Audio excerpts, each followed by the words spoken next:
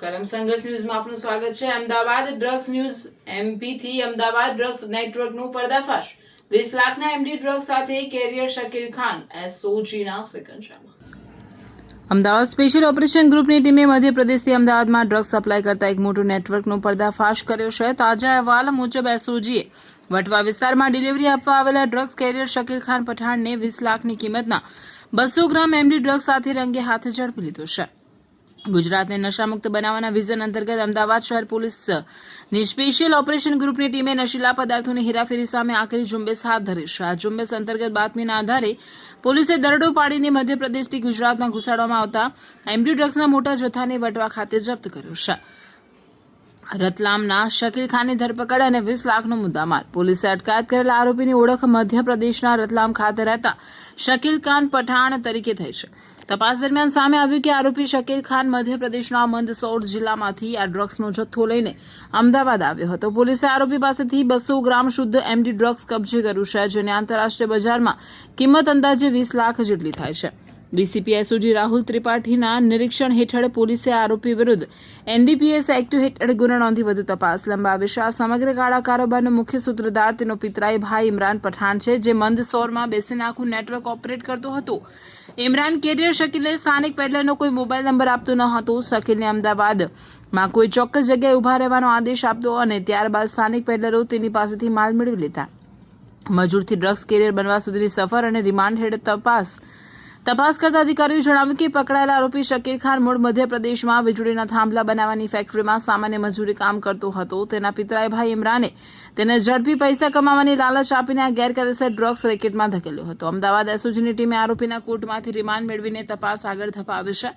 અમદાવાદના વટવા અને શાહ આલમમાં તેના આ ડ્રગ્સના જથ્થાના ખરીદદાર કોણ હતા અને ગુજરાતમાં નેટવર્ક ક્યાં સુધી ફેલાયેલું છે તે દિશામાં આકરી તપાસ હાથ ધરવામાં આવશે।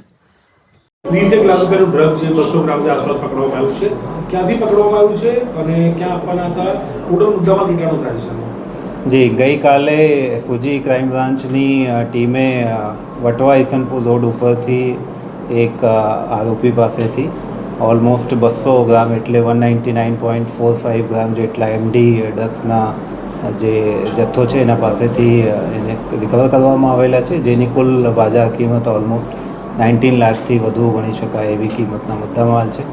હાલ એ જે આરોપી છે એ અહેમદાબાદ શહેરમાં એમપીથી આ ડ્રગ્સ લઈને કોઈને ડિલિવર કરતા એ પહેલાં જ ટીમે એને પકડી લેવામાં આવેલા છે અને આગળની જે પૂછપરછ અને જે ઇન્વેસ્ટિગેશન છે એ હાલ ચાલુમાં છે। ક્યાંથી લાવ્યો હતો ડ્રગ્સ અને આ વ્યક્તિ છે ક્યાંનો અને આનો રોલ શું છે? એટલે બધાને કમિશન મળવાનું હતું કે મેન પેડલર છે, સેલર છે? એ શકીલ પઠાણ કરીને આરોપી છે।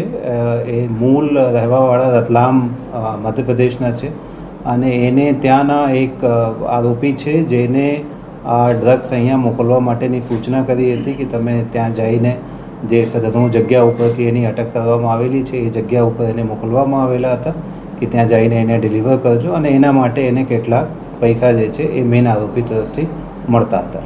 કોણ છે રિસીવર, કોણ છે એ ખબર પડી? રિસીવરની ઇન્ફોર્મેશન એને નહીં આપવામાં આવેલી હતી, એને ફક્ત ચોક્કસ જગ્યા ઇન્ફોર્મ કરવામાં આવેલી હતી કે તમે આ જગ્યા ઉપર રહેજો અને તમે સામેથી કોઈ કોન્ટેક્ટ કરશે એને તમે આ ડિલિવરી કરી દેશો। અને કોઈ હિસ્ટ્રી કરી આરોપીની? એની હિસ્ટ્રી હાલ આપને પ્રાથમિક રીતે ચેક કરાયા તો અહીંયાની તો કોઈ હિસ્ટ્રી નથી, બટ એના જે નેટિવ રાજ્ય છે ત્યાંના અથવા બીજા કોઈ રાજ્યમાં એના વિરુદ્ધમાં ગુનાઓ નોંધાયેલા છે કે કેમ એ બાબતની તપાસ હાલ ટીમે કરી રહ્યા છે। આરોપી કમિશનમાં ડ્રગ્સ કોઈ જગ્યાએ પહોંચાડી ચૂક્યો છે એ આપણે અત્યારે ઇન્વેસ્ટિગેટ કરીએ છીએ। હાલ એ ખૂબ જ મતલબ it's too early to confirm કે એ પહેલાં કોઈ એવા ખેપ મારી ચૂક્યા છે કે કેમ। કેટલા રૂપિયા છે મળતા એક ટ્રીપના? આ ટ્રીપના કેટલા રૂપિયા મળ્યા? પ્રાથમિક પૂછપરછમાં 5000 જેટલા અમાઉન્ટ એ ભાઈ કહે છે કે એને 5000 રૂપિયા જેટલા મળવા માટે નક્કી થયા હતા। સર, એની લાઈફમાં બીજું કોઈ કામ ધંધો કરે છે કે પહેલું કામ હતું કે બીજું કોઈ? એ હાલ આપણે ડિટેલમાં જઈએ છીએ। જે પ્રમાણે મેં પહેલાં પણ વાત કરી કે પાસ્ટમાં એવી કોઈ એને કોઈ રાજ્યમાં આ પ્રકારના ડ્રગ્સ વેચાણ કરવા માટે લઈ ગયા છે કે કેમ, એના ઉપર ભૂતકાળમાં કોઈ ગુનાઓ નોંધાયા છે કે કેમ, આ સમગ્ર બિલકુલ 360 ડિગ્રી આપણે ઇન્વેસ્ટિગેટ કરવાના છીએ અને અહેમદાબાદ શહેર police, Ahmedabad SOG crime branch આ ડ્રગ્સના દૂષણને કમ્પ્લીટલી ડામવા માટે આપણે કટિબદ્ધ છીએ અને અવારનવાર એવા કેસો કરીને અને જે કેસો આપણે કરીએ છીએ એમાં લાસ્ટ સુધી ઇન્વેસ્ટિગેશન કરીને જે ક્રાઇમ છે આ પ્રકારના જે દૂષણ છે એના ઉપર કમ્પ્લીટલી સ્ટ્રિક્ટલી એક્શન લેવામાં આવે છે.